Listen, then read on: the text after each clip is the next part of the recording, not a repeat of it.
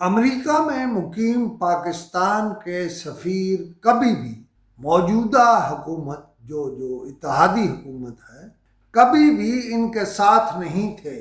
بسم اللہ الرحمن الرحیم۔ اقوام متحدہ میں پاکستان کی یا پاکستان کے اندر سیاسی آزادیوں اور انسانی حقوق کے حوالے سے ایک قرارداد کے بعد جو ایک مخصوص لابی نے یعنی ان لوگوں کے نام بھی پوائنٹ آؤٹ کیے جا سکتے ہیں جو پاکستانی ہیں اور پاکستان کے خلاف قرارداد کے لیے انہوں نے کام کیا،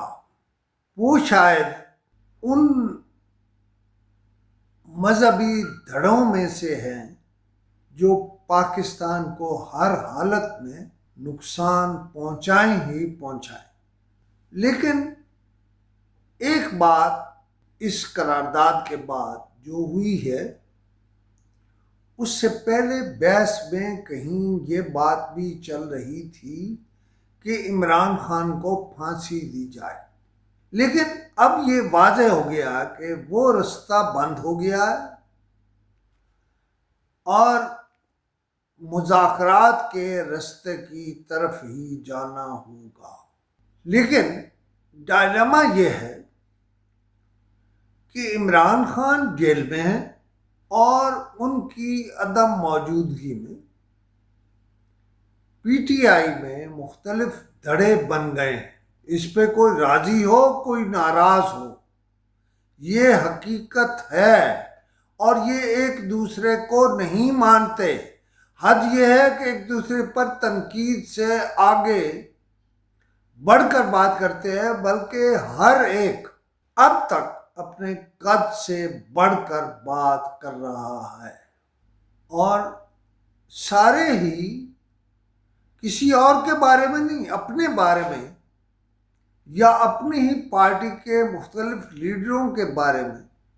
اپنے سے بڑھ کر بات کر رہے ہیں۔ نتیجہ یہ ہے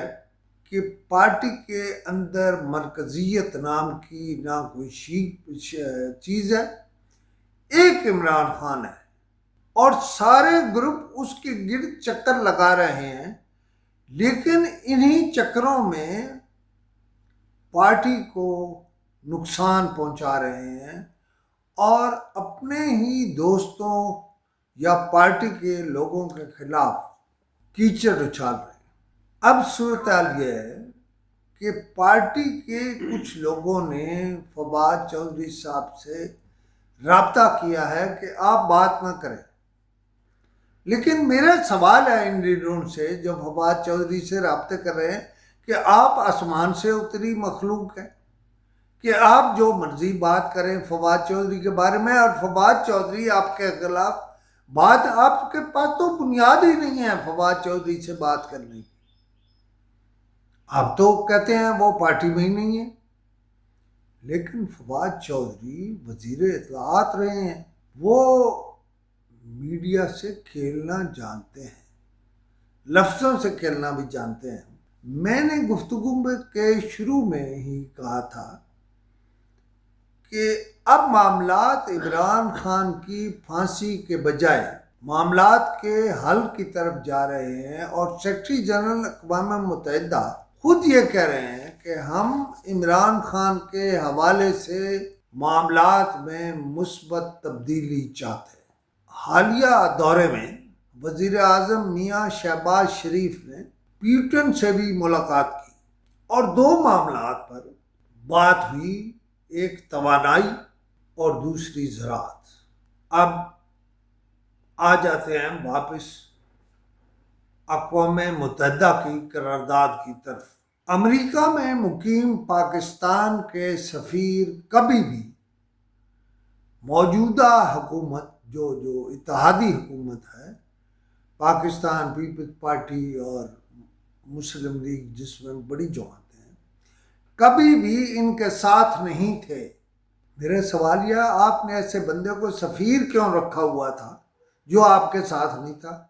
اور اقوام متحدہ میں ہمارے مستقل مندوب جو ہیں وہ بھی پاکستان کے ساتھ نہیں تھے، وہ اور امریکہ میں پاکستان کے سفیر ایک خاص لابی کو ریپرزینٹ کرتے ہیں، جس کا مطلب یہ ہے کہ وہ پاکستان کے لیے کام نہیں کر رہے تھے۔ اب آپ 100 دلیلیں دے جی، ہم تو یہ سمجھتے تھے اور وہ یہ تھے، لیکن پاکستان کا جو نقصان ہونا تھا وہ ہو گیا ہے۔ اس پر میں نے اور جناب فاروق مرزا نے کئی پروگرام کیے، کئی بار انڈیکیشنز دی، کام تو حکومت نے کرنا ہے، لیکن حکومت کے کان پر جوں تک نہیں لکھی۔ تو اب آگے بھی جو کریں گے نا، ہم تو یہی کہہ سکتے ہیں کہ ذرا سوچ سمجھ کے پاکستان کے مفاد میں کام کرتے، اور خاص طور پر اسحاق ڈار صاحب کے آنے کے بعد مجھے یقین ہے کہ سوچ سمجھ کر سفیر مقرر ہوں گے دونوں۔ اقوام متحدہ میں ہمارا مستقبل مندوب اور پاکستان کا سفیر امریکہ میں۔ اور ایک اور بات کہہ دوں، جو آزمائے ہوئے ہیں انہیں نہ آزمائیے گا۔ ان میں سے بھی یہ ہوتا ہے نا منہ ٹیڑھی کر کے انگریزی بولنے والے، ہماری وزارت خارجہ ہمیشہ ان کی غلام رہتی ہے، ان کو ڈھونڈتی رہتی ہے، یہ نہیں سوچتی کہ کیا یہ پاکستان کے وفادار بھی ہیں یا ان کے ڈانڈے کہیں اور ملتے ہیں۔ بس آج اتنا ہی، انشاءاللہ پھر لیکن اگر کوئی موقف دینا چاہتا ہے ہماری وزارت خارجہ، ہمارے اور لوگ، میں بالکل واضح ہوں کہ جناب اسحاق ڈار جو بھی کریں گے وہ بہتر سے بہتر ملک کی مفاد میں فیصلے کریں گے۔ خدا حافظ۔